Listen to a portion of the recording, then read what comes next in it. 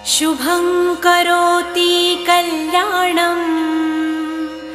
आरोग्यं धनसम्पदा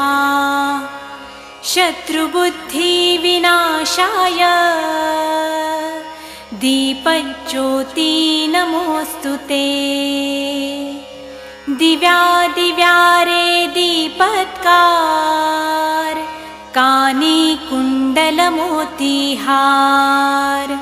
दिव्याला पाहून नमस्कार